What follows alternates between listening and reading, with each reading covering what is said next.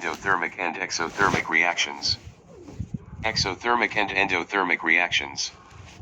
Heat exchange in reactions. Chemical reactions occur so that elements can achieve a more stable energy state by gaining a full outer shell of electrons. This is done by chemical bonding. We have already seen ionic and covalent bonding, where old bonds are broken, and new bonds are formed. This process involves the transfer of thermal energy into and out of reaction mixtures.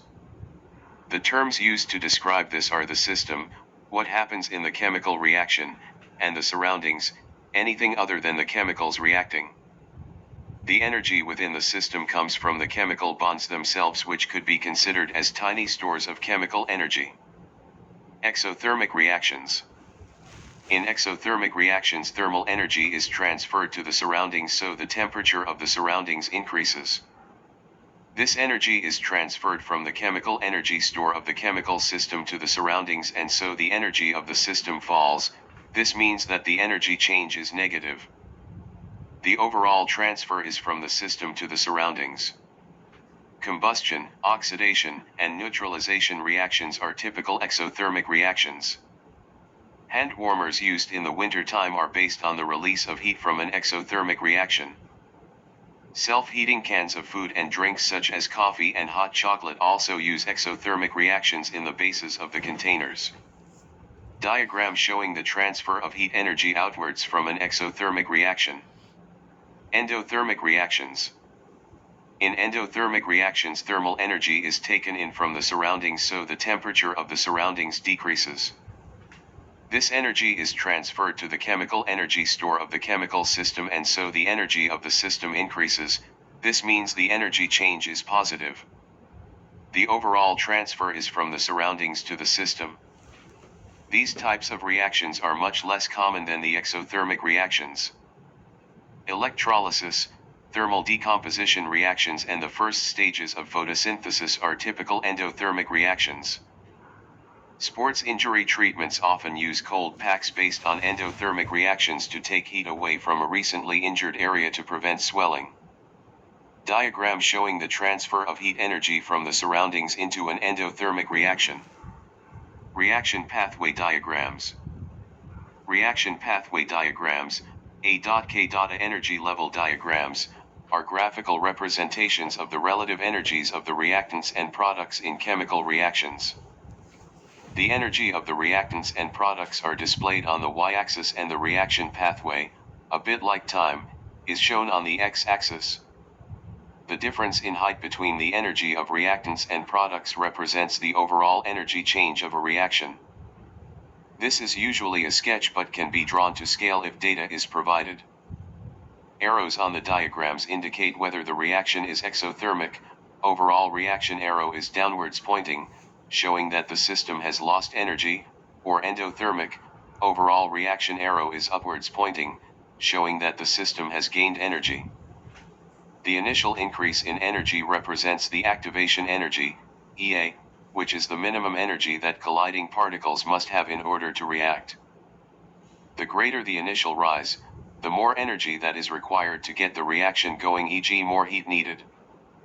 You can identify a reaction pathway diagram for an exothermic reaction as the energy of the product is lower than the reactants, as thermal energy has been transferred to the surroundings. You can identify a reaction pathway diagram for an endothermic reaction as the energy of the product is higher than the reactants, as thermal energy has been taken in from the surroundings.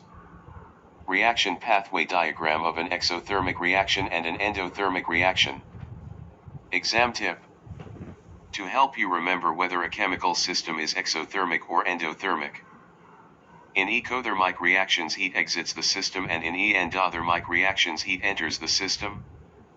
Exothermic reactions always give off heat and they feel hot, whereas endothermic reactions take heat in and they feel cold. You should be able to interpret reaction pathway diagrams. You do not need to be able to draw them for core. 5.1.2 Enthalpy change and activation energy. Enthalpy change and activation energy. Extended. For atoms or particles to react with each other in a chemical system, they must first of all come into contact with each other in a collision. A number of factors come into play when analyzing collisions, such as energy, orientation, and number of collisions per second, the frequency of collisions. In terms of the energy of the collision, there is a minimum amount of energy required for the collision to be successful, that is, for the particles to react together. This minimum amount of energy is called the activation energy, EA. Different reactions have different activation energies, depending on the chemical identities involved. Reactions which have higher activation energies require more energy to start than those with lower activation energies. The transfer of thermal energy during a reaction is called the enthalpy change, delta H, of the reaction. Delta H is either a positive or a negative value depending on whether the reaction is exothermic or endothermic. Reaction pathway diagrams. Extended. Exothermic reactions.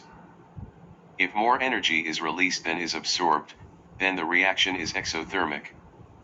More energy is released when new bonds are formed than energy required to break the bonds in the reactants. The change in energy is negative since the products have less energy than the reactants. Therefore, an exothermic reaction has a negative delta H value. The reaction pathway diagram for an exothermic reaction is shown below. The reaction pathway diagram for exothermic reactions.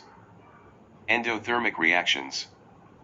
If more energy is absorbed to break bonds than is released to form new bonds, this reaction is endothermic overall.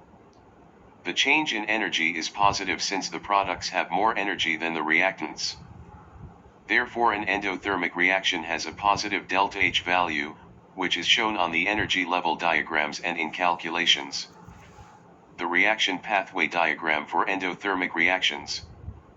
Exam tip. You must be able to draw these pathway diagrams and label the following parts: reactants, products, enthalpy change of the reaction, delta H, activation energy, EA. 5.1.3 Bond breaking and bond forming. Bond breaking and bond forming. Extended. Whether a reaction is endothermic or exothermic depends on the difference between the energy needed to break existing bonds and the energy released when the new bonds are formed. Bond breaking is always an endothermic process as energy needs to be taken in from the surroundings to break the chemical bonds. Bond making is always an exothermic process as energy is transferred to the surroundings as the new bond is formed. Exothermic reactions. If more energy is released than is absorbed, then the reaction is exothermic.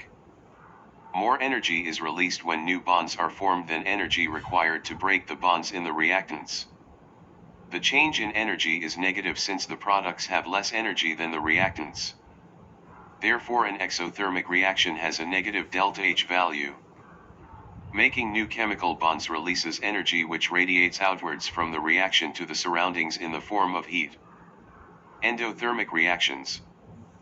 If more energy is absorbed to break bonds than is released to form new bonds, this reaction is endothermic overall.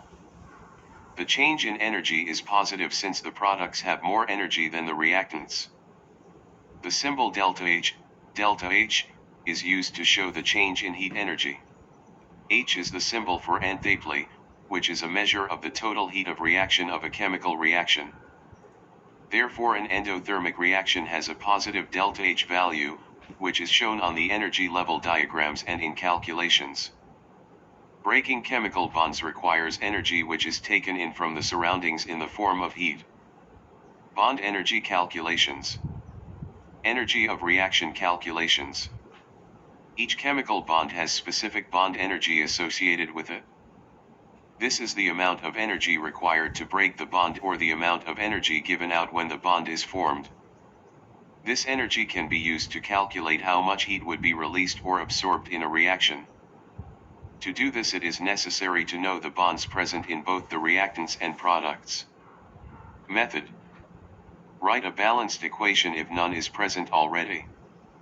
Optional, draw the displayed formula in order to identify the type and number of bonds more easily. Add together all the bond energies for all the bonds in the reactants, this is the energy in.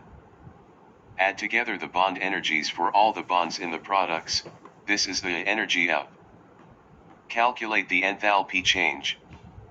Enthalpy change, delta H, equals energy taken in, energy given out.